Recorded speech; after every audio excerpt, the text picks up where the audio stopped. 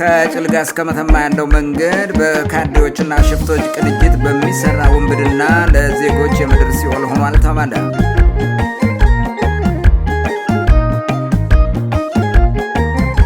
የሐኪም ዳንኤል ነጋ እናት በልጃቸው መሪር ሐዘን ምክንያት ሕይወታቸው አለፈ።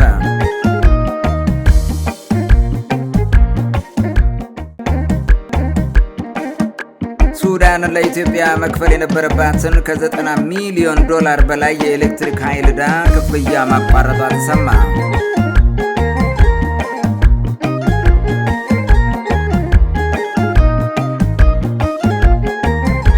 ሰላም ጤና ይስጥልን ውድ የጃኖቅማት ሚዲያ ተከታታዮቻችን፣ ይህ የዘገባ ሰዓታችን ነው። አርዕስተ ዜናዎችን በማሰማት ጀምረናል። ወደ ዝርዝሩ እናልፋለን። አብራችሁን ቆዩ።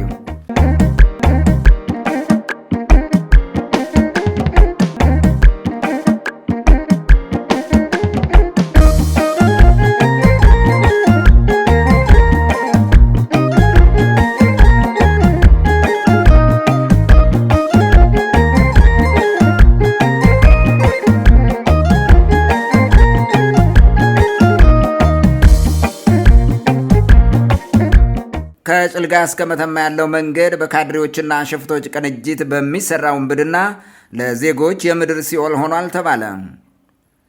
መንግስት የቀጠናውን ስርዓት አልበኝነት መቆጣጠር ባለመቻሉ ምክንያት ሽፍቶችና ወንበዴዎች ከጭልጋ ወረዳና ከምዕራብ ጎንደር ዞን ዘራፊ ካድሬዎች ጋር በመተባበር ከጎንደር ወደ መተማና ከመተማ ወደ ጎንደር የሚጓዙ ንጹሐን ዜጎችን በአሳዛኝ ሁናቴ እየገደሏቸው መሆኑ ተሰምቷል። በተገለጸው ቀጠና ከዞንና ከወረዳ ባለስልጣናት እንዲሁም ከጸጥታ ኃላፊዎች ጋር በቀጥታ ትስስር ያላቸው ሽፍቶችና ወንበዴዎች በመከላከያ ሰራዊት ታጅበው የሚሄዱ ንጹሐን ዜጎችን ሳይቀር ለግድያና ለአካል መጉደል እንዲሁም ለእገታ ዳርገዋቸዋል ሲሉ የመረጃ ምንጮቻችን ገልጸዋል። ከጎንደርና ጭልጋ ወደ መተማ የሚደረገው የመኪና ትራንስፖርት ጉዞ በመከላከያ ሰራዊት ታጅቦ እንዲካሄድ ከተወሰነበት ጊዜ ወዲህ በሁለት ሳምንታት አንድ ጊዜ ብቻ መደረጉን ተከትሎ በአንድ ጊዜ ከ200 እስከ 300 የሚሆኑ መኪናዎች በኮንቮይ መልክ እንደሚጓዙ ምንጮቻችን ጠቁመዋል። መኪናዎቹ በዚህ መልኩ ተሰብስበው በመከላከያ ታጅበው ቢጓዙም ከህገ ወጥ ቀረጥ፣ ከእገታና ከግድያ አላመለጡም የሚሉን የመረጃ ምንጮቻችን በዚህ የንጹሐን ስቃይና መከራ የመከላከያ ሰራዊቱ የዞንና የወረዳ ባለስልጣናትና የአካባቢው የጸጥታ ኃላፊዎች እጅ አለበት ብለዋል።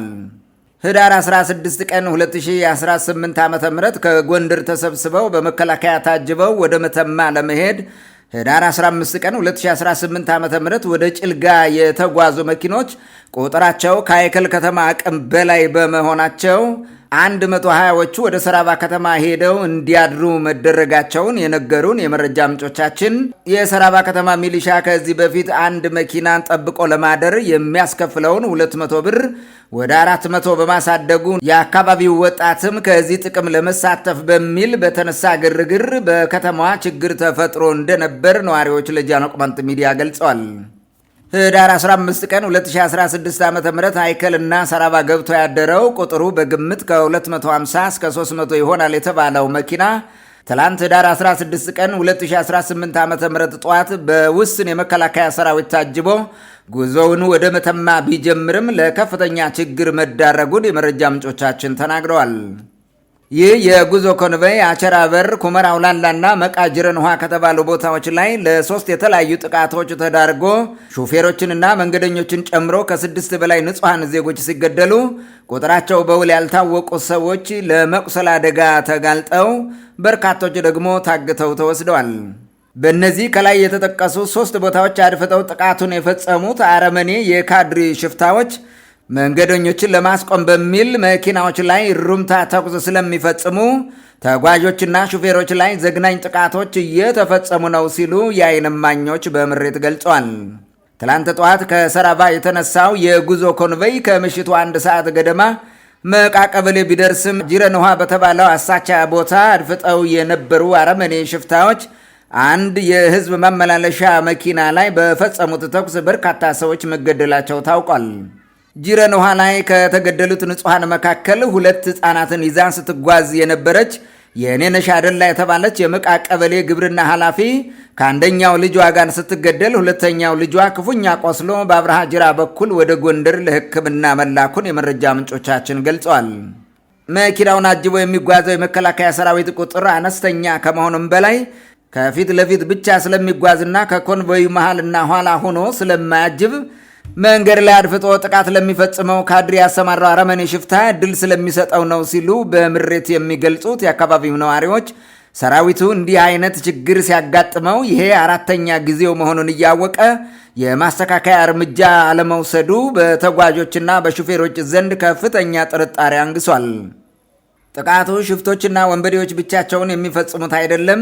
ለሽፍቶቹ ሙሉ መረጃዎችን የሚሰጡት የጥቅሙ ተጋሪ የሆኑትና ይህን ጥቃት ለሰፈር ፖለቲካቸው ለመጠቀም የሚጥሩት የጭልጋ ወረዳና የምዕራብ ጎንደር ዞን ባለስልጣናት ናቸው ያሉን የመረጃ ምንጮቻችን፣ ይህ የመንግስትን መዋቅር ይዞ የህዝብን ሰላምና ደህንነት አደጋ ላይ የጣለው ካድሬ ላይ እርምጃ እስካልተወሰደ ድረስ ችግሩ ሊቆም አይችልም ብለዋል።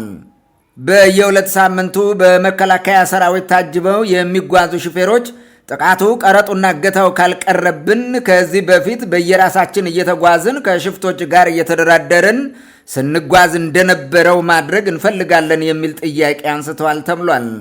መንግስት የአካባቢውን ስርዓት ማስከበር ባለመቻሉና የራሱ የነቀዙ ስግብግብ ካድሬዎች በየደረጃው ተወሽቀው ከዚህ በህዝብ የመቆመር ውንብድናቸው እስካልወጡ ድረስ ችግሩን በቀላሉ ማስቆም እንደማይቻል የመረጃ ምንጮቻችን ተናግረዋል። ዜጎች በመከላከያ ሰራዊት ታጅበው ለእንደዚህ አይነት ዘግናኝ ጥቃት መጋለጣቸው ስለማይቀር ችግራቸውን ችግር አድርገው በመኖሪያ ቤታቸውና አካባቢያቸው ቢቀመጡና ውድ ህይወታቸውን ቢጠብቁ መልካም ነው ሲሉ በርካቶች አስተያየታቸውን ሰጥተዋል።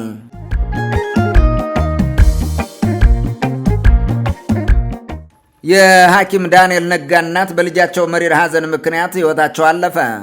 ሐኪም ዳንኤል ነጋ በመተማ ወረዳ ሸህሪ ሆስፒታል በስራ ላይ ያለ በማንነቱ ምክንያት በአካባቢው ባለስልጣናትና ሽፍቶች የጋራ ትብብር ታግቶ በግፍ ከተገደለ በኋላ እናቱ ወይዘሮ ትዘዘው ዘውዱ በልጃቸው መሪር ሐዘን ምክንያት ህይወታቸው ማለፉ ተሰምቷል።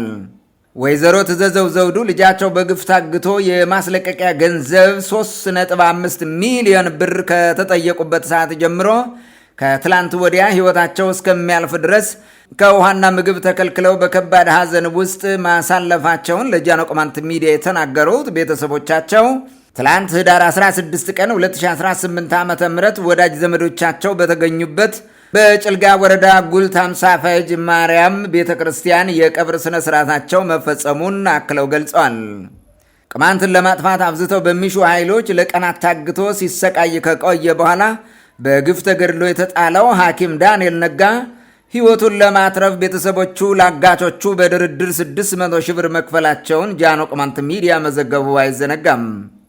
እንደ ዳንኤል ነጋ ቤተሰቦች ገለጻ ከሆነ በልጃቸው ሐዘን ምክንያት ህይወታቸውን ካጡት ወላጅ እናቱ በተጨማሪ ባለቤቱና ልጆቹ በከፍተኛ ጭንቀትና ችግር ውስጥ መሆናቸው ታውቋል። ሐኪም ዳንኤል ነጋን አግተው የገደሉት ግፈኛ ኃይሎች የእርሱን ህይወት በግፍ ከመግደላቸውን በተጨማሪ ተቀጥሮ በሚያገኛት ደመወዝ የሚያስተዳድራቸውን ቤተሰቦች ህይወትም አመሰቃቅለዋል። በወቅቱ ከዳንኤል ነጋ ቤተሰቦች በላይ ድንኳን ጥሎ ሐዘን ተቀምጦ ያዞን እንባ ሲያነባ የነበረው ወንጀለኞችን ለህግ ለማቅረብ እንደሚሰራ ሲናገር የነበረው የወረዳው አስተዳደር የሰራውን ሴራ ስለሚያውቅ ድምፁን አጥፍቶ የአካባቢ ቅማንቶች በድጋሜ የዳንኤል ነጋ ዕጣ ፈንታ እንዲደርሳቸው እየሰራ ይገኛል።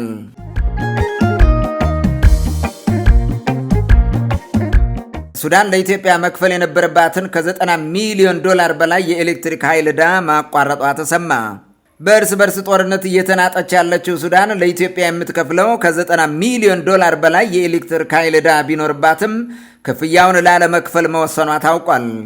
በጦርነቱ ምክንያት ተጨማሪ ጊዜ እንዲሰጣትና በአንድ ዓመት ከ6 ወር ዕዳዋን ከፍላ ለማጠናቀቅ ተስማምታ እንደነበር ለአሃዱ ሬዲዮን የተናገሩት የኢትዮጵያ ኤሌክትሪክ ኃይል መስሪያ ቤት የኮሚኒኬሽን ዳይሬክተር አቶ ሞገስ መኮንን አሁን ላይ የስምምነት ጊዜው ማለፉንና ሀገሪቱ ዕዳዋን ላለመክፈል መወሰኗን ይፋ አድርገዋል።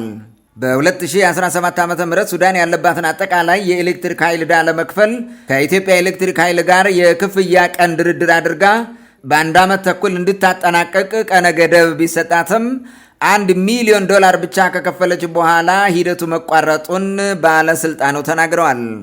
የኢትዮጵያ ኤሌክትሪክ ኃይል መስሪያ ቤት ሱዳን በጦርነቱ ምክንያት ለኢትዮጵያ መክፈል የነበረባትን የኤሌክትሪክ ኃይል ዕዳ ክፍያ ማቋረጧን ቢገልጽም በሌላ በኩል የኢትዮጵያ መንግስት ከሱዳን ፈጥኖ ደራሽ ኃይል RSF ጋር ባለው ጥብቅ ቁርኝት ሳቢያ ሊሆን ይችላል የሚሉ አስተያየት ሰጪዎች አሉ። የኢትዮጵያ መንግስት በደመነፍስ ስልጣኑን ለማስጠበቅ ሲል በሚያደርጋቸው ተደጋጋሚ መርህ የለሽ ግንኙነቶች ምክንያት ሀገሪቱ በፖለቲካ በዲፕሎማሲና በምጣኔ ሀብት ከፍተኛ ኪሳራ እየገጠማት ሲሆን ከዚህ በፊት ከኤርትራ መንግስት ጋር በነበረው ያልተቀደሰ ጋብቻ ሳቢያ የኢትዮጵያ አየር መንገድ በርካታ $ሚሊዮን መክሰሩ አይዘነጋም። የሱዳን መንግስት ለኢትዮጵያ መክፈል የነበረበትን የኤሌክትሪክ ኃይል ዕዳ መክፈል ተስኖት ሳይሆን የአልቡርሃን መንግስት አብይ አህመድ ከሐምዳን ዳጋሎ ጋር ያለውን ግንኙነት ጠንቅቆ ስለሚያውቅ ዕዳውን በጦርነት አሳቦ ላለመክፈል ወስኖ ቢሆንስ የሚሉ በርካታ ጥርጣሬዎች አሉ። ሱዳን ከጦርነት በፊት ከኢትዮጵያ 120 ሜጋዋት የኤሌክትሪክ ኃይል ስትገዛ የነበረ ሲሆን ጦርነቱ ከተቀሰቀሰ በኋላ ግን ወደ 10 ሜጋዋት ዝቅ ማድረጓ አይዘነጋም። ውድ የጃኖ ቅማንት ሚዲያ ተከታታዮቻችን የዕለቱ ዘገባዎቻችን ይመስሉ ነበር። ደህና ቆዩ።